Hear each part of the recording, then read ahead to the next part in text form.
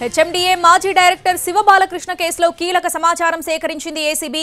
అతడిచ్చిన సమాచారంతో హెచ్ఎండిఏకి చెందిన 3 డైరెక్టర్లపై నజర్ పెట్టింది. 2 డైరెక్టర్లు, ఒకరు మెంబర్ ఆఫ్ ప్లానింగ్ డైరెక్టర్ పాత్రపై దృష్టి సారించింది. తెలంగాణ ఎన్నికల నోటిఫికేషన్ కు 2 రోజుల ముందు హెచ్ఎండిఏలో కీలక ఫైళ్లకు మున్సిపల్ అడ్మినిస్ట్రేషన్, అర్బన్ డెవలప్మెంట్ డైరెక్టర్లు గ్రీన్ సిగ్నల్ ఇచ్చారు. దాదాపు 90 ఫైళ్లకు చేంజ్ ఆఫ్ ల్యాండ్ యూజ్ కింద హడావుడిగా అనుమతులిచ్చారు. అప్లికేషన్లు లేకుండా, ప్రొసీజర్స్ ఫాలో కాకుండా ఒక్క రోజులోనే భారీగా భూ బదలాయింపు జరిగినట్లు గుర్తించారు. ఇటీవల వట్టినాగులపల్లిలో చేంజ్ ఆఫ్ ల్యాండ్ యూజ్ కింద జరిగిన అవినీతి బాగోతం వెలుగులోకొచ్చింది. అదే తరహాలో హెచ్ఎండిఏలోనూ భూ బదలాయింపు వ్యవహారం జరిగినట్లు గుర్తించారు అధికారులు.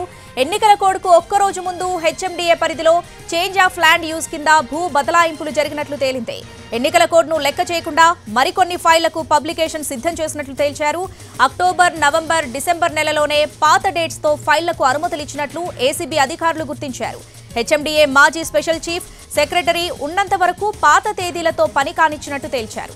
చేంజ్ ఆఫ్ ల్యాండ్ యూజ్ కు సంబంధించి జరిగిన అవకతవకలపై డాక్యుమెంట్ల పరిశీలనకు సీఎస్ అనుమతి కోరారు ఏసీబీ అధికారులు.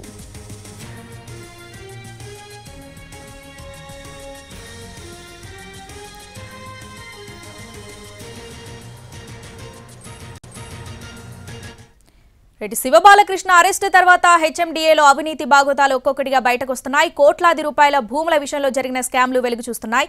పూర్తి అప్డేట్స్ మా ప్రతినిధి రాధాకృష్ణ లైవ్ లో అందిస్తారు. రాధాకృష్ణ.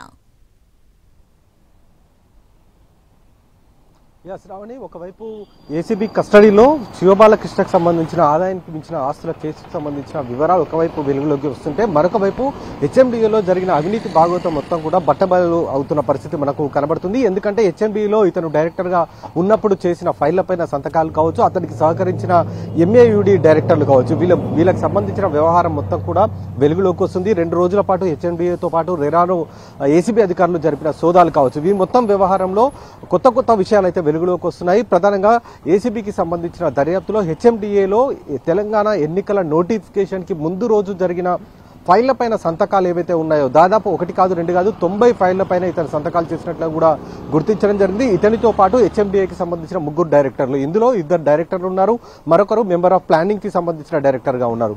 వీళ్ళ 3 డైరెక్టర్ల సంతకాలు చేయడం, ఆ తర్వాత ఎంఏయుడి అధికారులు కూడా దీనికి పూర్తి స్థాయిలో సహకరించడం అనేది ఏదైతే అంశం ఉందో, ఈ అంశం పైన ప్రధానంగా దృష్టి సారించారు. ఇందులో హెచ్ఎండిఏకి అప్పుడు డైరెక్టర్ గా ఉన్న శివబాలకృష్ణకు సంబంధించిన అంశంతో పాటు వీరి 3 డైరెక్టర్లకు సంబంధించిన అంశం పైన ప్రస్తుతం అయితే అధికారులు నజర్ పెట్టడం జరిగింది. వాళ్ళకి సంబంధించిన ఫైళ్లను ఒకవైపు సేకరిస్తూ ఉన్నారు. మరొక వైపు ఏసీబీకి సంబంధించిన దర్యాప్తులో నిన్న శివబాలకృష్ణకు సంబంధించిన సోదరుడు శివనవీన్ ని కూడా అరెస్ట్ కూడా చేయడం జరిగింది.